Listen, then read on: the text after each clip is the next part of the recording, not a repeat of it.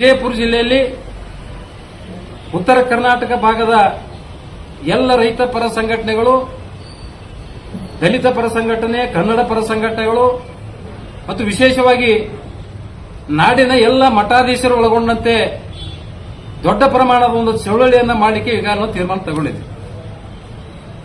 ಇದೇ ತಿಂಗಳು June 30ರಂದು Nidagundi bus stand ಮುಂಭಾಗದಲ್ಲಿರತಕ್ಕಂಥ ರಾಷ್ಟ್ರೀಯ ಹೆದ್ದಾರಿ ಪಕ್ಕದಲ್ಲಿ ಏನು ಎಲ್ಲಮ್ಮನ ಬೂದಿಯಾಳಕ್ಕ ಹೋಗುವಂತ ಮಹಾದ್ವಾರದಲ್ಲ, ಆ ಭಾಗದಲ್ಲಿ ಎಲ್ಲ ರೈತರನ್ನ ಅಲ್ಲಿ ಒಗ್ಗೂಡಿಸಿ ಅಲ್ಲಿಂದ ಮೆರವಣಿಗೆ ಮಾಡಿ ಅಲ್ಲಿನ ಸ್ಥಳದಲ್ಲಿ ನಾವು ಜಿಲ್ಲಾಧಿಕಾರಿ ಬಂದು ಮನವಿ ತಗೋಬೇಕಂತಕ್ಕಂಥದ್ದು ಕೂಡ ನಮ್ಮದು ಒತ್ತಾಯ. ಸುಮ್ಮನೆ ಯಾರೋ ತಹಸೀಲ್ದಾರ್ ಕರ್ಕೊಂಡ್ಬಂದು ಅದಕ್ಕೆ ನಾವು ಒಪ್ಪೋದಿಲ್ಲ. ಜಿಲ್ಲಾಧಿಕಾರಿ ನಾಡಿನ ಪ್ರತಿಷ್ಠಿತ ಮಠಾಧೀಶರು ಕೂಡ ನಾವು ಆಹ್ವಾನ ಕೊಡ್ತಾ ಇದ್ದೇವೆ. ಆ ಕಾರಣಕ್ಕಾಗಿ ಜಿಲ್ಲಾಧಿಕಾರಿಗಳೇ ಸ್ವತಃ ಆ ಧರಣಿ ಸ್ಥಳಕ್ಕೆ ಬಂದು ಮನವಿ ತಗೊಳ್ಬೇಕು. ಒಂದು ವೇಳೆ ಮನವಿ ತಗೊಳ್ಳದೇ ಇದ್ರೆ ನಾವು ಅಲ್ಲೇ ಟೆಂಟ್ ಹಾಕಿ ಅವರ ಹತ್ರ ಧರಣಿಯನ್ನ ನಾವು ಪ್ರಾರಂಭಿಸಬೇಕಾಗ್ತದೆ. ಈ ಒಂದು ಹೋರಾಟಕ್ಕೆ ಅವಳಿ ಜಿಲ್ಲೆಯ ಎಲ್ಲ ಜನಪ್ರತಿನಿಧಿಗಳು ಕೂಡ ನಮಗೆ ಈಗಾಗಲೇ ಸಂಪರ್ಕ ಮಾಡಿ ಮಾಧ್ಯಮದ ಮೂಲಕ ಕೂಡ ಬೆಂಬಲವನ್ನು ಸೂಚಿಸಿದ್ದಾರೆ. ನಾನು ಎಲ್ಲ ಪಕ್ಷದ ಮುಖಂಡರಿಗೆ ನಾನು ಮನವಿ ಮಾಡ್ಕೊತೇನೆ, ನಾನೆಲ್ಲ ಮಾಧ್ಯಮದ ಮುಖಾಂತರ, ಇದು ಒಂದು ರೈತರ ಪರವಾಗಿರ್ತಕ್ಕಂಥ ಹೋರಾಟ. ಇದು ಯಾವುದೇ ಪಕ್ಷದ್ದಲ್ಲ, ಯಾವುದೇ ಒಂದು ಸಂಘಟನೆ, ಒಂದೇ ಸಂಘಟನೆ ಸೀಮಿತದ್ದಲ್ಲ. ಎಲ್ಲ ರೈತ ಪರ ಸಂಘಟನೆ ಪಕ್ಷಾತೀತವಾಗಿ ಜಾತಿ ರಹಿತವಾಗಿರ್ತಕ್ಕಂಥ ಹೋರಾಟ. ಕಲಬುರಗಿ ಮತ್ತು ಯಾದಗಿರಿ ಜಿಲ್ಲೆಯ ಅಲ್ಲಿ ಆ ಭಾಗದ ರೈತರ ಮುಖಂಡರು, ರೈತರು ಕೂಡ ಬರ್ತೇವೆ ಅಂತಕ್ಕಂಥದ್ದು ಹೇಳಿದ್ದಾರೆ. ಅವರು ಕೂಡ ಈ ಒಂದು ಪ್ರತಿಭಟನೆಯಲ್ಲಿ ಪಾಲ್ಗೊಳ್ಳಬೇಕು. ಯಾಕೆ ಸುಮಾರು ಈ ನಮ್ಮ ಆಲಮಟ್ಟಿ ಡ್ಯಾಮ್ ಅಂದ್ರೆ 4-5 ಜಿಲ್ಲೆಯ ಜನರಿಗೆ ಉಪಯೋಗ ಮಾಡತಕ್ಕಂಥದ್ದು ನೀರು. ಅವರು ಕೂಡ ಭಾಗವಹಿಸ್ತಿರ್ತ ಆಯಾ ಭಾಗದ ಜಿಲ್ಲಾ ಮುಖಂಡರು ಕೂಡ ನಮಗ ದೂರವಾಣಿ ಮೂಲಕ ಮಾತನಾಡಿದ್ದಾರೆ. ಸುಮಾರು ಕನಿಷ್ಠ ಅಂದ್ರೆ 2,000ರಿಂದ 3,000 ರೈತರು ಅವತ್ತಿನ ಪ್ರತಿಭಟನೆಯಲ್ಲಿ ಪಾಲ್ಗೊಳ್ತಾರೆ ಅಂತಕ್ಕಂಥದ್ದು ನಮಗ ಒಂದು ವಿಶ್ವಾಸ ಇದೆ. ನಾವು ಇನ್ನು 3-4 ದಿವಸಗಳಲ್ಲಿ ಜಿಲ್ಲೆಯ ಎಲ್ಲ ಮಠಾಧೀಶರ ಜೊತೆಗೆ ಹಳ್ಳಿಯಲ್ಲಿ ಹೋಗಿ ನಾವು ರೈತರ ಒಂದು ಜಾಗೃತಿ ಸಭೆಯನ್ನ ಮಾಡಿ, ಧ್ವನಿವರ್ಧಕದ ಮೂಲಕ ವಾಹನದೊತ್ತಿಗೆ ಹೋಗಿ ಸಭೆಗಳನ್ನು ಮಾಡಿ ರೈತರನ್ನ ಆ ಒಂದು ಹೋರಾಟದಲ್ಲಿ ಪಾಲ್ಗೊಳ್ಳಿಕ್ಕೆ ಅವರಿಗೆ ಕರೆಯನ್ನು ನಾವು ಕೊಡ್ತೇವೆ. ಸಾವಿರಾರು ರೈತರು ಈ ಒಂದು ಪ್ರತಿಭಟನೆಯಲ್ಲಿ ಪಾಲ್ಗೊಳ್ಳಬೇಕು. ಶಾಂತಿಯುತವಾಗಿ ಕಾನೂನಿನ ಒಂದು ಚೌಕಟ್ಟಿನಲ್ಲಿ ನಾವು ಹೋರಾಟ ಮಾಡೋದು ಅವಶ್ಯಕತೆ ಇದೆ. ಯಾಕಂದ್ರೆ ಗಲಾಟೆ ಮಾಡೋದ್ರಿಂದ ನಮ್ಮ ಸಮಸ್ಯೆ ಬಗೆಹರಿದಿಲ್ಲ.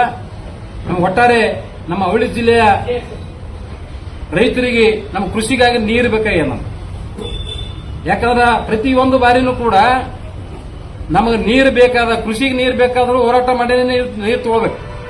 ಇವತ್ತು ಜಾನುವಾರುಗಳಿಗೆ, ಜನತೆಗೆ ಕುಡಿಲಿಕ್ಕೆ ನೀರು ಬೇಕಂದ್ರೂ ಹೋರಾಟನೇ ಮಾಡಿ ನೀರು ಪಡೆದುಕೊಳ್ಳುವಂತ ಒಂದು ಕೆಟ್ಟ ದುಸ್ಥಿತಿ ನಮ್ಮ ಅವಳಿ ಜಿಲ್ಲೆಯ ರೈತರಿಗೆ ಬಂದು ಒದಗಿದೆ. ಇದು ಬಹಳ ನೋವಿನ ಸಂಗತಿ. ಇದು ಜಿಲ್ಲೆಯಲ್ಲಿರ್ತಕ್ಕಂಥ ಯಾವೊಬ್ಬ ಜನಪ್ರತಿನಿಧಿಯೂ ಕೂಡ ಚಕಾರ ಮಾತನಾಡಲಿಕ್ಕೆ ತಯಾರಿಲ್ಲ.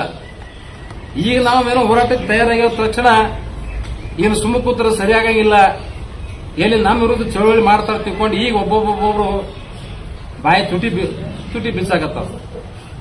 ಇಲ್ಲಿ ಇವತ್ತು ತಮ್ಮ ರಾಜಕಾರಣ, ತಮ್ಮ ಪಕ್ಷ ಚುನಾವಣೆ ಸಂದರ್ಭದಲ್ಲಿ ಈ ರೈತ ದೇಶದ ಬೆನ್ನೆಲುಬು ತಿಳ್ಕೊಂಡು ನೀವು ಕೂಡ ಎಲ್ಲ ಜನಪ್ರತಿನಿಧಿಗಳು ವೇದಿಕೆ ಮೇಲೆ ಹೇಳುತ್ತೀರಿ.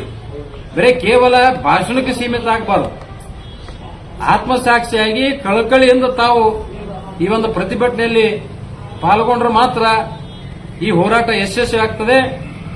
ಸರ್ಕಾರ ಕೂಡ ಎಚ್ಚೆತ್ತುಕೊಂಡು ಏನ್ ನಮ್ಮ ಉದ್ದೇಶ ಇದೆ 524.256 ನೀರು ನಿಲ್ಲಿಸಬೇಕಂತೇಳಿ, ಏನ್ ಅದೇನು ದೊಡ್ಡ ಕೆಲಸ ಇಲ್ಲ. ಈಗಾಗಲೇ ಡ್ಯಾಮ್ ಎಷ್ಟು ಹೈಟ್ ಇರಬೇಕು 524 ಅಷ್ಟು ಆಲ್ರೆಡಿ ಕಟ್ಟಿ ಬಿಟ್ಟಿದ್ದಾರೆ. ಹಿಂದೆ ಗೇಟ್ ಅನ್ನು ಅಳವಡಿಸಿದ್ರು, ವೆಲ್ಡಿಂಗ್ ಮಾಡಿದ್ರು.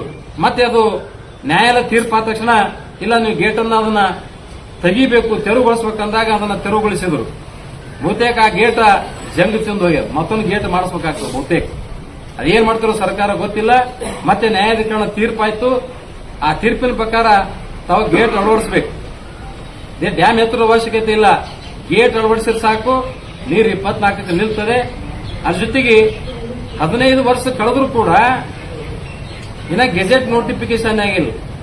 ಮತ್ತೆ ಇವ್ರ ಹಣೆ ಬರ ಎಲ್ಲಿಗೆ ಬಂದವ ಸರ್ಕಾರದ್ದು? ಒಂದು ಅಧಿಸೂಚನೆ ಮಾಡಿಸಾಕ ಇವ್ರು 15 ವರ್ಷ ಹೋಗ್ತಾರಂದ್ರೆ ಗತಿ ಏನು? ನ್ಯಾಯಾಧಿಕರಣ ತೀರ್ಪು ಏನ್ ಹೇಳಿದ?